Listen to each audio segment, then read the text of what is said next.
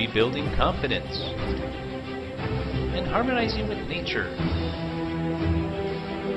With over 4 decades of changing lives, your self-discovery archaeologist, get ready to be the best of you with your host, Beverly Zymet.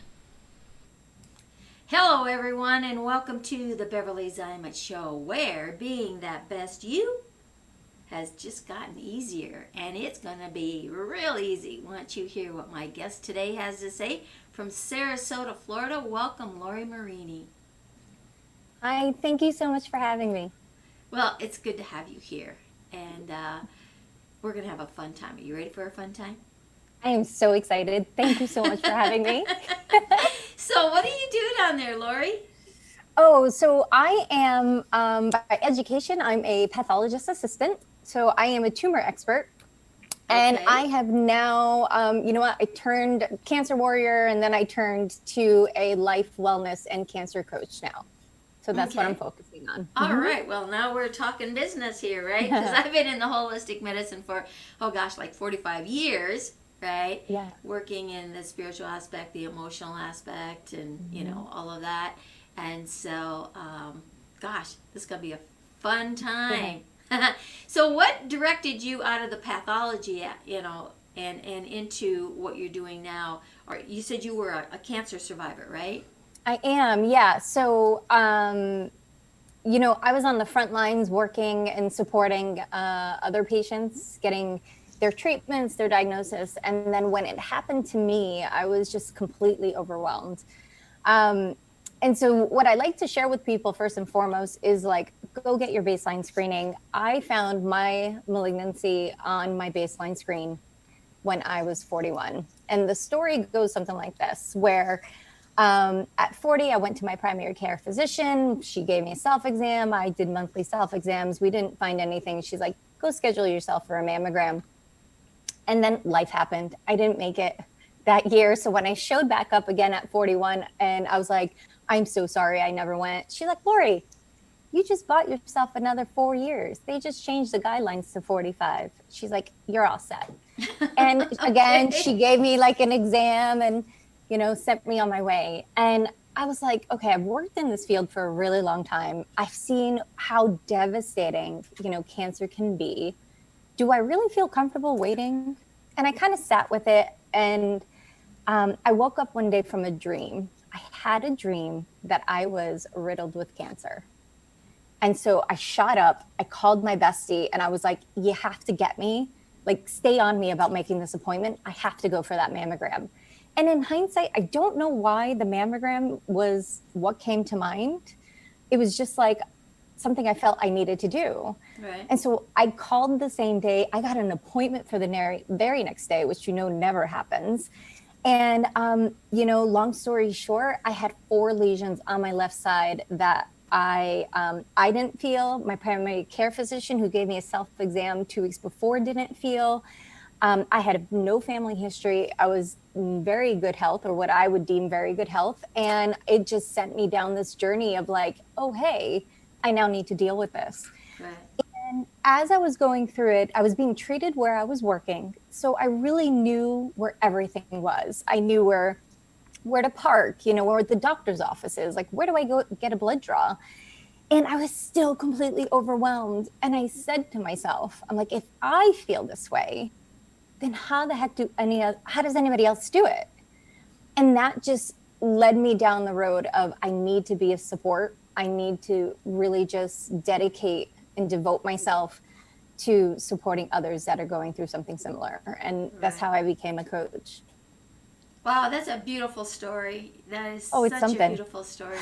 It's interesting. I've interviewed a lot of women and a few men on the show, but mostly women. Mm-hmm. And it's interesting, listening to the stories, because they touch the hearts of everyone. Mm-hmm. And one thing that they have in common is how they got from where they were to where they are. Yeah. Doing exactly what it is they experienced, right? Yeah. And yeah, exactly. Yeah. So, which kind of gives you that, what shall we say, that expert status, you know? It's like, hey, I get you because I've been there. Yeah. Right? Yeah, it's like that relatedness that, especially for something like this, you don't want to have. Like, we would never want anybody to be part of this club. Right. But if you are in this club, like, let me support you the best way that I can. Right. And support. That is such a powerful word and really a key word, especially in today's world when you look how upside down 2020 has made everything. Support is something that's key. And I've noticed over the last several years that there was more support groups out there, especially in women, right? Where women were coming together and really supporting each other, not only, you know, in the midst of the shifting, shall we say, through the trauma, but the follow up. And I think that's more relevant than anything at all. Yeah. Is that following up, right? Yep. Right? Because absolutely, that's it's like that's when you need it the most. It's almost like when someone's going through a grieving process. Yeah. Everybody's you there. are. Yeah. You know, like, you're grieving your old self. Like, there's a loss of independence. You're facing your mortality. You're never going to be the same. Like, your body is mutilated. It's been through some really hard times that you're really mourning your old self and your old life, because you're not the same person when you come out of this experience. And that's why, for me, my focus is exactly what you said, right? Like, I just let people go through their treatment.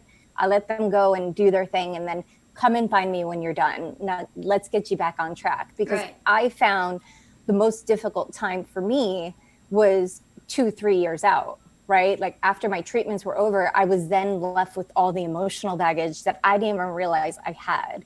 Like, the body confidence issues, you know, the fear of reoccurrence, the, you know, still dealing with the medications that I'm on and the side effects and how they make me feel. And just like, you're kind of at a point where you're like, okay, what now? Right. Like, does everything, it makes you reevaluate constantly, like, what you're up to in your life. Oh yeah. And you know, and it makes you value life more, you know, in the moment. And, you know, and it's really critical, like what you said, you know, 2 and 3 years out. And regardless of what it might be, you know, whether it's a diagnosis like that, whether you're coming out of maybe a bad situation, you know, in a partnership, you know, whatever that might be. Yeah. It's like all of a sudden here you find yourself all alone. Yeah. Like, well, where is everybody? Everybody was there for the initial, let me help you. And then all of a sudden they faded away. And and from what I've seen is more people really need that help further out than really in the moment. Absolutely. Right? And you know, it's really crucial to, when you're going for your initial surgeries and your initial treatments and all that, you know, you need your tribe, you need a support system, you need people there. I could not have done it without my tribe, for sure. And I am forever indebted to them. It's one of those things that I was so out of it. I don't remember weeks of my life, right? Like, I don't remember that time period. I literally had full-blown conversations. I watched full Netflix TV shows. I don't remember, right? And so it's kind of a dangerous period, because if I was home alone, that might not have worked, right? But then at the same time, like you said, the healing doesn't stop. And because then it's at a point where you are no longer, it's something you can't physically see, right? Like, I was having this conversation yesterday. If you can't physically see your ailment, people tend to think that you're good, or that it doesn't come to mind for them. That's so, you know? So true. Because, you know, I know people that are walking around with like fibromyalgia, say, right? And that is a very treacherous, you know, issue that goes on. But they look fine, they talk fine, they act fine, but they don't know what's going on inside. I have a sister-in-law who has been plagued with a very rare form of like a blood cancer and a bone cancer thing, and it's caused this itching that just does not subside. Is it multiple myeloma, if you don't mind me asking? No, it's a different word, but I think it's similar. But it's it just, I mean, it just drives her like crazy, because it's Yeah. like one mosquito bite that's all over your system and never ever leaves, Exactly. And they have tried so many different things, and my heart goes out to her, But It's terrible. it's like it is. Yet, if you just talk to her and seen her, whatever, it's you wouldn't know. And Right. So you never know what someone has experienced, whether it's an emotional issue going on inside, whether it's a physical issue going on inside. Everybody on the planet has something. Yeah. That Houston is We have fighting, a problem. right? Yeah, that's We right. have a problem. That's Yeah. right. And so to be able to just have that comfort, just be there for a person, right? And really be conscientious of the words that you use. Yeah. And that's one of the things I really, really enjoy these groups now that are coming apart, and I've been asked to join a lot of these different groups, and it's an honor to be able to be in there to share just that support and that comfort and that direction. And some of these people you may never see, you may never hear from, Right. but your message, and that was one of the key elements of this show, was to be Right. able to have people like you come onto the show, Lori, and give your story. Because if only one person hears this message Right. and it changes their life, it's all worth it, right? Yeah, and that's what I've set out as my life goal. If I could support one person a day, then I've done my life's mission, right? And Right. it's one of those things that, you just nailed it. It's a never-ending process. You get through it, and some people, are better at others of not kind of living in the what happens next.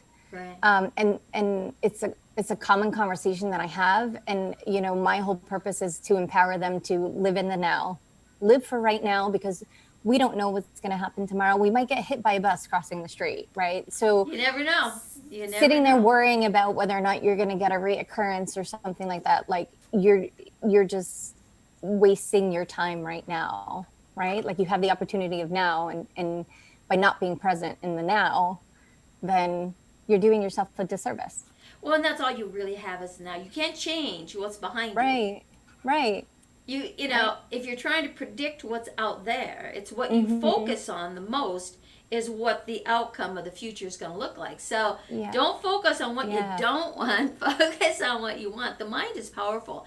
And I've been working in the mindset arena for a very, very, very long time. Yeah. And so it is true what all the, say, gurus or whatever, because the mind is so powerful. The mind is your healing process, and it's your destructive process. It does not know the difference between what we call positive and negative, Right. and positive and negative is not good or bad or right or wrong. It's a charge that you fuel things with. If you fuel things with negative feelings to that emotion, you're spiraling down into an abyss. Right. And that's what it is you're focusing on. So when you focus on your future, what are you going to do today to make your future look different from your past? Because if you focus on your past, your future is going to look the same. You know, and so you feed it all these great positive energies, and you push that dream, forward so that you can live in that happiness, live in that joy, have what you want, manifest what you want. What is that vision? And that's why it's really important to have these vision boards, Yeah. because seeing is believing, so to speak, right? You can have all the faith and the trust, inside yourself, and that is a beautiful thing to have. But when you're actually putting it out there, the universe, God, however you want to call it, right, now creates that vibrational match. Right. And when you're looking at that vision board every day, it helps you stay focused on that outcome. Because we get inundated with like, I think what they say, 60,000 or 90,000 thoughts a day. Do you really think you're going to remember and trip on every single one of them? Not a chance.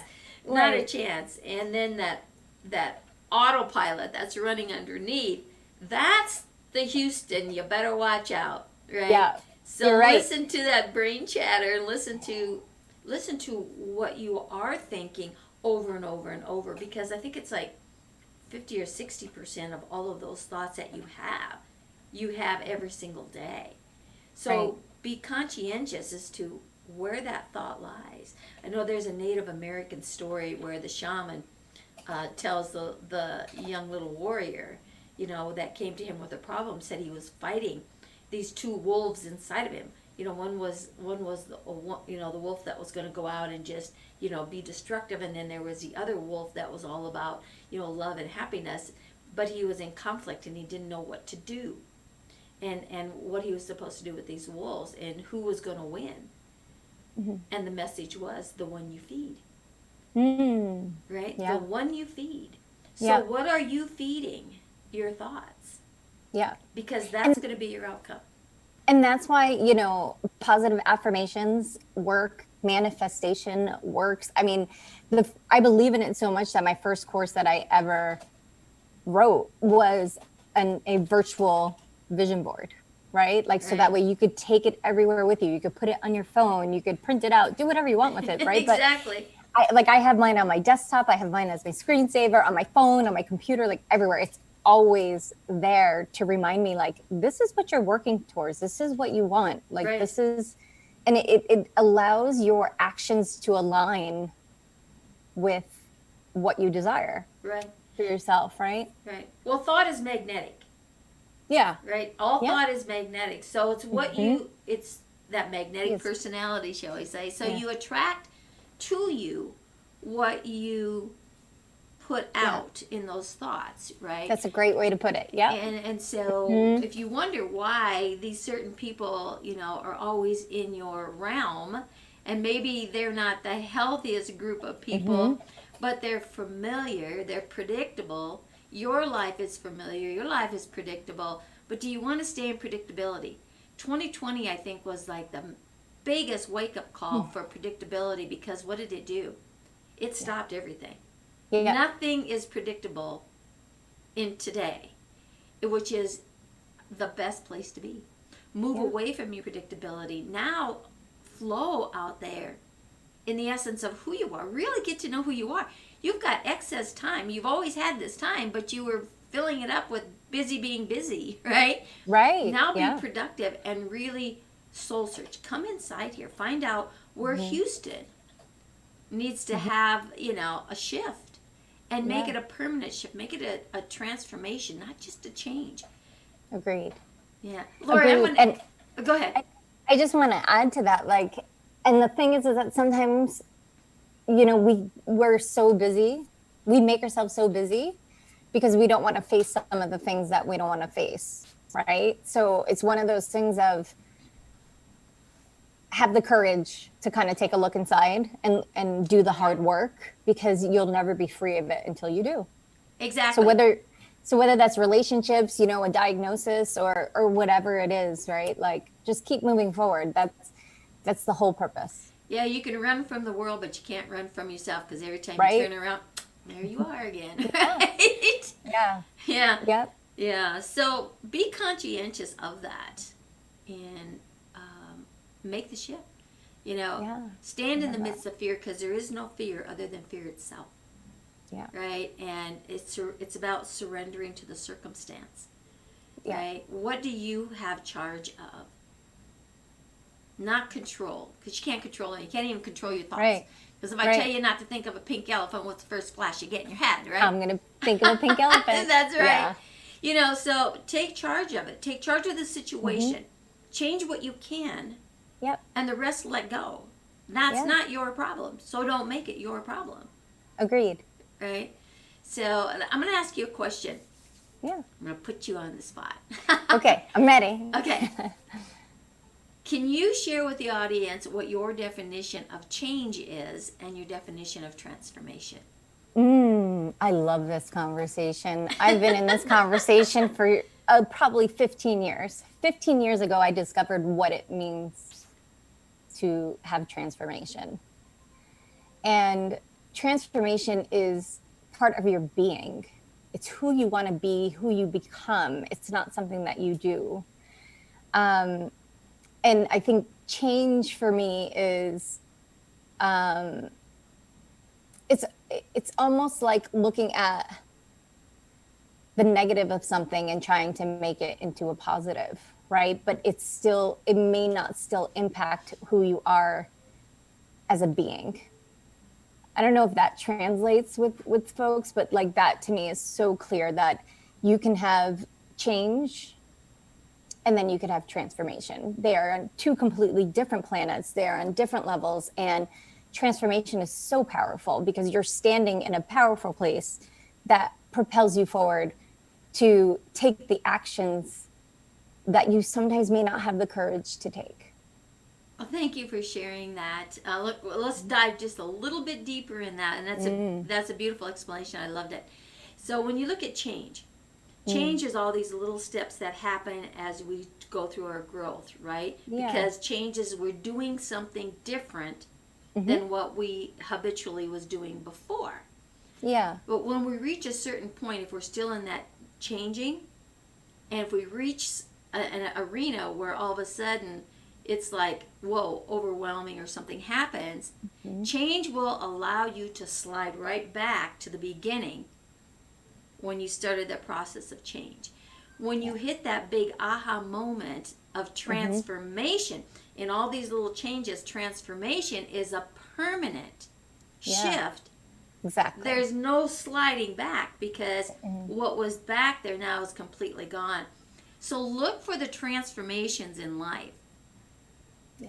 You know, if you stay stagnant with the changes, change is great. Change is going to happen all around you, whether, you know, you go with it or don't go with it. But when you're making these changes within yourself, make it a permanent shift into that transformation, because then it can't haunt you. It can't come back and bite you in the butt. You know, it's permanently done. And then, you know, what you said, the power. Transformation empowers you like nothing out there on the planet, right? Yeah. And that self-empowerment is so amazing, because you're actually taking the power back into yourself that you always had, that you've given up to the situation or to the other person or to the event, to your thought processing, whatever that might be. Now you've taken it back in completion, and that's the reward, right? 100%. And you know what comes to mind for me is the distinction between a decision and a choice. Yes. Right? Yes. So like a decision is at the effect of everything else, and a choice is just because you want it.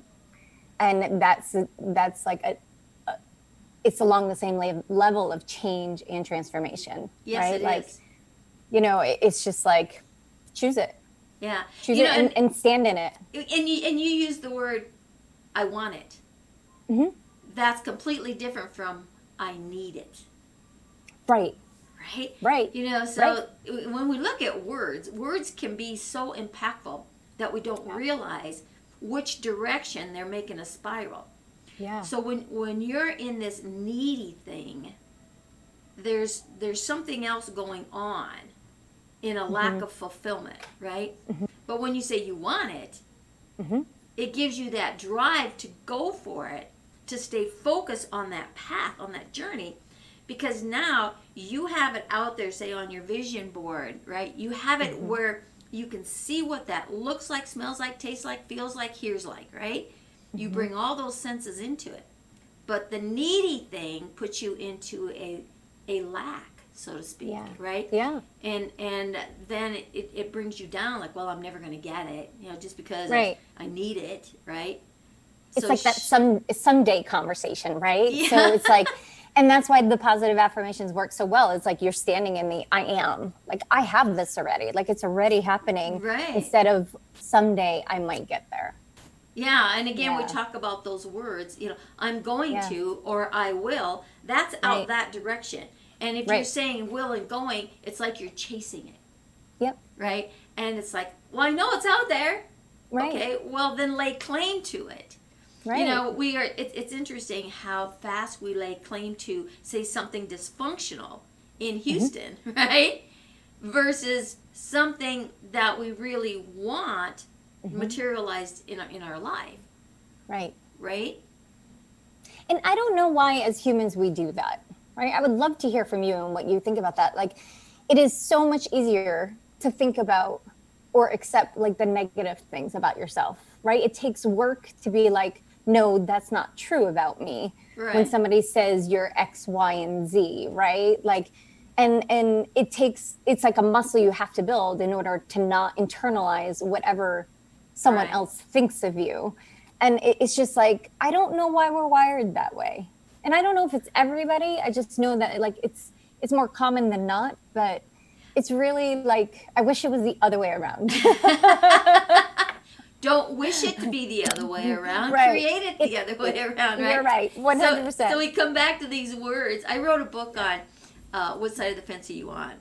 And it talks about duality, because we live in this world of duality. And exactly We do. what we're talking about here Right. are duality words, right? Right, You know, so you're either here or you're here. right, But you can't be in both places at the same time, right. right? It's totally impossible. So you make your choice. Now, will you flop back and forth? You could probably flop back and forth at the speed of light and then some, but you cannot exist on either side of the fence at the same time. And you think you're going to straddle it and make a balance? Not so much, because that fence, we talk about electrical currents, right? Because positive and negative are the electrical currents in the body. And you think you're going to straddle that? Put yourself on an electrical fence and see what that feels like. Not so comfortable, right? Yeah, and that's why I love the saying. I think it's something along the lines, you can never feel hatred when you're smiling. Oh, Right. wow. Yes. Like that's what it is. It's like that two different sides of the coin that you're talking about. Yeah, you can't feel pain if you're happy, Exactly. right? Exactly. You know, so we have two emotions, two main emotions, and they're just words, right? You have fear and you have love. And they're words. Yeah. That's all they are. And they're both motivators. They are, because fear can actually drive you Yeah. to an outcome, or yeah. it can drive you to destruction. So again, Yeah. we go back to that charge, right? Yeah. So if you take that fear and you stand in the midst of that fear and you put it under the outcome that you want, it will drive you, because that negative force is a much stronger charge than the positive force is. Sometimes. You know, I- so. Mhm. No, go ahead. No, please continue. I'm fascinated by that. I just know that sometimes, love can be such a powerful force Love is too. it is. Yeah. It is a powerful force. You know, I'm not discrediting that in any way, shape, or form, because it's very, very powerful. And when you can grab onto that, you can take that fear and put that love on top of that fear, right? And you can move it out into the abyss and have it dissolved, right? But at the same time, if that fear is what's really eating away at you, to conquer that fear, use that fear Yeah, to I drive see what you're you, saying. right? To drive you to that outcome. And it's when you get into that habit, when you really understand how to utilize the current, because it's all energy. We're an energy being, right? We're not a positive and a negative, in the part of being good or bad or right or wrong, because energy does not distinguish between any of that. It's a force that you are in charge of. Which way are you driving it? Right. Right? Yeah. How are you fueling? We're given these words. So if you take that word fear and you fuel it with frustration, depression, anxiety, shame, blame, guilt, where is it going to take you? Down to the Nowhere abyss, good. right? Nowhere good. That's right. You're right. Yeah. But if you take that fear and you begin to fuel it with love and joy and prosperity and a direction where you're going, that fear is going to begin to dissolve, because it cannot be going down into the abyss, because you're feeding it with these powerful charges. Yeah. Right? And that increases your vibration. It increases the vibration of fear and just melts it, so that your overall vibration then becomes higher. Your mindset thinking process shifts. You have all these neurotransmitters in the brain. They're going to fire somewhere. Right. They're always firing, They're right? always firing, right? So And how do you want them to? What do you want them to send? where do you want them to fire to, right? Right. And that's part of that rewiring the brain. So Yeah. working in the emotional status, it's not about getting rid of the emotion, because the emotion never goes away. It's Right. about taking and unplugging the charge that you're fueling that emotion with. And when Right. you can just undetonate, it's kind of like a hand grenade, right? When you take the pin out, it's going to explode. But if you Right. take what the pin is connected to out first, you can pull that pin all day long and it's not going to explode. Right. And so that's the work that I do, is working on how you take away the charge. So now you can fuel it with what you want to drive you this way instead of this way, Yeah. right? Yeah. Excellent. It's true. It's like reframing it. It's exactly, yeah, that's exactly right. And it's part of that subconscious. The subconscious is what takes over. Yeah. And you asked me something about how do you get rid of these things? What's the difference? They're hanging on to it. It's like this little kid, because your subconscious is that little kid. So the want and the need. You might have given them a toy years ago. I mean, look at and my daughter's one of them. She has her blanket that she used as a baby, and she is now, what is she, 48 years old, right? She's still holding on to that because it's a security. So when you look at what your security blankets are, where is that? It's not a want anymore. It's a need. I need this, because it gives you that feeling of, right? So it's that buildup as a child that you put in this database of information of how you justify things whenever there was a trauma. I've got 10 brothers and sisters. And when we all get together and we, and you reminisce about things that happened in the past, and everything, it's like, I'm sitting back and I'm listening to some of these stories. I'm like, are you sure you were at the same event I was? That didn't happen that way for me. I don't know what you're talking about. Because I sure didn't see it happen. That didn't happen that way. It's this way. But we all have our stories. Yeah, our own version of it. That justify whatever it is to get past that moment. Well, what happens is that old database continues to play. Yeah. And when you try to forcefully take it away, there's a trauma. And that subconscious will fight to the end, right? Right. But when you can acknowledge that little subconscious, that hey, you know what, you're right. That's our truth. We've lived with it for all these years. Yeah, right. That's what the subconscious is saying. Now you can say, hey, you know what? I found something better. What if we get rid of this old thing? And we put this in there, bright, shiny object, right?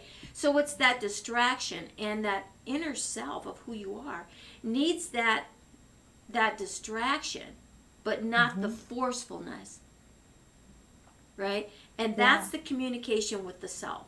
And that's the simplest way to rewire your brain, by admitting that, you know what, subconscious, you're right. You have been right all these years, because we together created that as our protective story. Now let's create a new one, a better one. And it works every time. Yep. I love it. Yeah. So I love it. It's so important to remember, and it's so true. yeah. So, life can throw us many directions and many challenges, obstacles, whatever you want to call them, right? And it's up to us to choose, and we talked about choices, which direction you want to go. Yeah. And that's the fun part of it. Exactly. Right? That's the adventure, right? Yeah, when you realize that you can choose, that's the fun part. Yeah. That's what makes it exciting. Right. And choose for yourself. Don't choose for someone else, because I'm sure in the field that you're in, and especially when the trauma comes, is how many people were living their life the way they thought they should live it because of everybody that was in their life. Well, I need to act like this. I need to speak like this. I need to have this job because I need to, there's that need, right? Because everybody else says so. To be accepted, I need to do this. To be accepted means if you're comfortable in your own skin, you don't need any of this out there. Right. Yeah. Right? But you want this out there because the human element needs that connectedness, right? Yep. They need to feel that wanted, that belonging. And 2020 has been a real wake-up call, on where, just how much we really do deserve it and thrive for it. Yeah. Right? Definitely. I feel like 2020 just got us back to basics. It did. We look at the technology, we have these crazy little machines, right? And what do these machines do? I mean, you can watch people all over. It doesn't matter where they are. If they're sitting in a waiting room, if they're out having dinner, if they're, sitting in the park, they're at the library. What are they doing? Yeah. So technology kind of started this separation. Yet we were still interactive with people. We were still in places where there were people. And then all of a sudden 2020 comes along and says, okay, you're in lockdown, everybody go home, stay there. And it's like, what? Right? And then we relied on technology to bring us all back together again. Yeah, isn't that it's crazy? really ironic. It's just insane. So what took us apart is actually bringing us back together. But I think it's bringing us back together on a whole different level. Right? I'm working in the virtual reality world right now. And this whole Zoom thing, with the Zoom fatigue and all of that. And when people really understand what causes that, and you're in the medical field, I'm not sure if you really understand what static energy is. Oh, I do. Yeah. Yeah. So when you look at a Zoom, we're both in our own little cages. Right? And so the mind we have peripherals. Right? So we have a horizontal and we have a vertical. So we have 4 squares that the eye checks, 2 on this side, 2 on this side. So it goes to the corners. If they were rounded corners, not so much, but the square pointed corners, the eye has to go to each corner, grab what's there, and work on into the center to create that visual. Yeah. And every time you make a move, the eye has to shuffle and whatever. I move a lot. Right?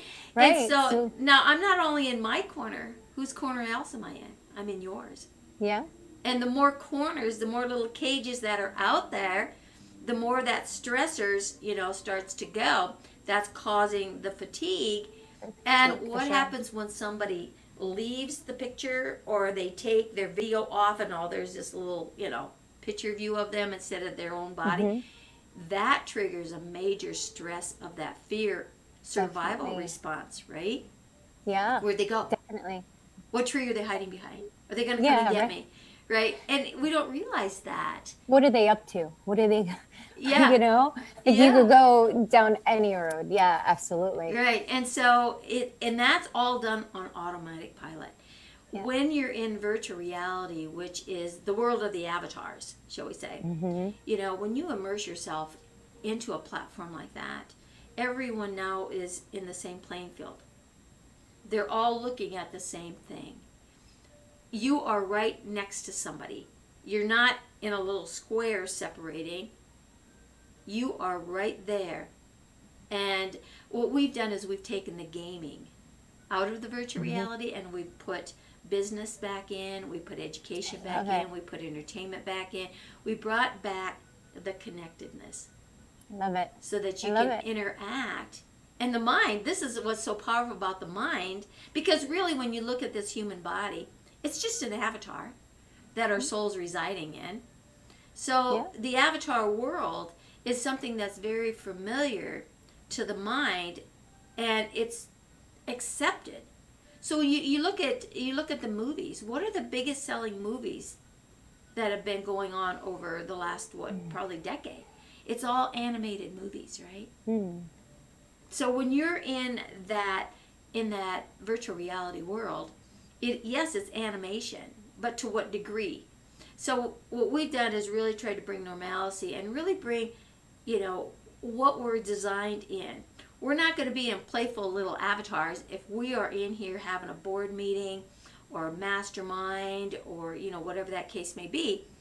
We look like humans, dress like humans, walk like humans, talk like humans, right? And we can actually make an avatar look just like you. So, That's really neat. the reality of it, because now it brings back that comfort, that safe zone, right? And you don't have to worry about your makeup, you don't have to worry about your clothes, you don't have to worry about your hair. Everything is in perfect form when you're on that virtual platform. But the biggest key is that separation is gone. There is no social distancing. And it brings businesses back to the forefront where they can really connect, and you don't get the exhaustion in there. Right. And that's the cool thing about it. And we started this just prior to the COVID, and then all of a sudden we got a lot of interest, but everybody was jumping into these massive Zooms and everything. And now all of a sudden we're getting people coming back saying, can you show me that virtual reality thing again? Because I'm like so over zoomed out, another webinared out and all of this, right? And so our business is starting to really take on a life of its own in that virtual reality. And so we've been doing a lot of demos, and anybody out there that's listening wants a demo, hey, comment below, say I want a demo, and we'll get you there. So, but it's I love it. I love that that's moving forward. That's fantastic. Well, when you look at what you're working in and the avenue of the people that you're working with, because you're working with a lot of emotions, the PTSDs, the anxieties, the mental health institutions have been used in virtual reality for about 3 decades. But the last decade, they've gotten even more in depth with it to help people overcome these fears and phobias, the PTSDs. And there's a lot of information out there, that you can actually, check out on your own. It really does work. And when you see it, when you actually experience it, and you don't need to have the Oculus glasses, that gives a whole dimensional look. But the platform that we use, you can just move in on your PC and still be there with that. Or you can use the 3D Oculus glasses, either way. And that's a major shifting. So to be able to work with clients in there, the change happens so fast. You talk about transformations. Right. Because the shifts almost become immediate. Because, one of the greatest things that it took me a while to figure out what the heck was I experiencing when I was in there, because you're immersed in there. And then all of a sudden one day, I went in, and it's like I felt my spirit lift up out of this body, out of this avatar, and just kind of float right into the avatar that was on screen. I'm like, oh, that's it. That's what's happening. Because now that's become the reality, which we're in an illusional world anyways, right? But it was different. It wasn't getting lost into an experience. It was really now experiencing it from a different viewpoint, because it automatically puts you into like an alpha and theta state where your consciousness is gone, because there's no judgment, right? There's no bullying. There's no, it just levels that playing ground, and it's like, wow, that's the change. That's the transformation that happens so fast. Now I really get it, why the mental institutions are using it and having success with it, because of that rewiring happens really fast. That's amazing. I know. Such great work. That's fantastic. We'll have to get you on a demo, Lori. I would love to do that. Yeah, I'm so fascinated by it. It's just, I could visualize it, but I know it's not even close to what the experience is like. I'm glad you said that, because there really is no explaining what that looks like until you see it, and that's why we don't go in depth with it. It's like, hey, you want to check out the virtual reality world and see how it can fit into your life when it comes to business, when it comes to education, when it comes to entertainment, when it comes to even family gatherings. Oh, imagine. Oh, that'd be amazing. Yeah. Oh, yeah. We can put you around a campfire and everybody's sitting there talking. We can actually take you into this unbelievable movie theater where everybody can come together no matter where you are. I love that. And That's watch a fantastic. movie together and talk. Eat popcorn where you are. Yeah. It brings people back together. I love it. And I love it. You're up to some great work. I think it's fantastic. Yeah. So, Laura, if you could leave the audience with one more morsel of advice, what would that be? Find the gratitude. Like the first thing I do every morning is I turn to my better half and I say to him, we made it through the night. We get to live another day. And we're just grateful to be alive. And then we spend, how I got through the hard times of my journey was finding the gratitude. I even started like a blog post on it. My Instagram is my daily gratitude. So I literally go through my day to find things that inspire me, that are beautiful, that just move me. And at the end of my day, I always finish with a picture of something from that day. And it really just keeps me present in my life. And it just really keeps me grateful. Yeah. There's so many of us that do that. I do that too every morning. Right? And then I ask, so what am I going to do today to make me a better me? And that's why I named the show what I did, with that theme, being that best you that you can be, because there's always improvement. Doesn't matter. I've been in this 45 years plus, and you know what? I love it. There's still room for improvement, right? I love it. So I love it. That was great information, because that gratitude will take, when you can take your fear, be grateful for that fear. Now you put it underneath, right? Be grateful for that fear, because it's going to give you your greatest lesson of power. Let your fear propel you forward. Totally. That's exactly right. Use it for a positive. Yes. Thank you so much for being on the show. And if people want to reach you, how can they reach you? So everything is on my website, LoriMarini.com. Okay. My phone number, my email, I have courses on there. I provide a 20-minute complimentary session. And we know each other because we are part of the Women Who Boss Up book. So there's information on that too. It's a really great compilation of, empowered, amazing, fantastic women. And, I also, my podcast info is on there. So if there are any cancer warriors, caregivers, practitioners that would like to be on and share your journey, I would love to have you. That's all available on there. And there's also a freebie of my personal 10 daily habits to wellness. So check it out. I'd love for you to have that. LoriMarini.com. And you can get the spelling of her name right down here in the comment box. Comment. What did you like about Lori's talk today? Did she give you some great information? Yes.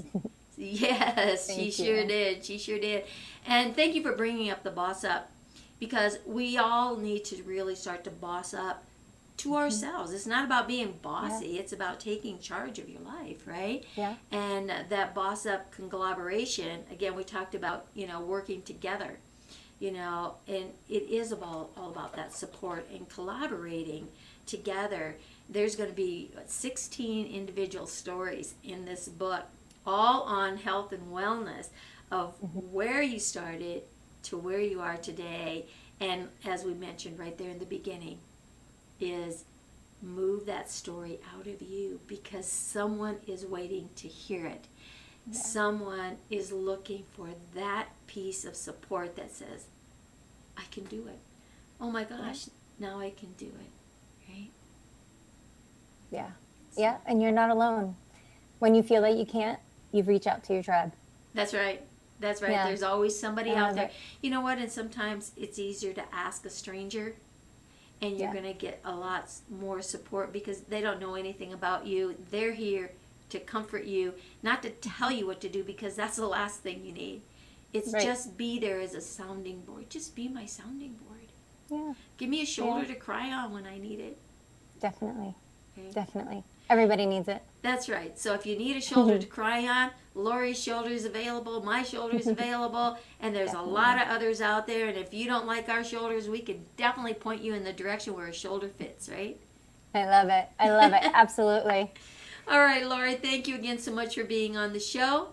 And now it's time to say, go out there, be that best you that you can be, because Lori and I are going to be the best we that we can be. And we'll see you all on the next show.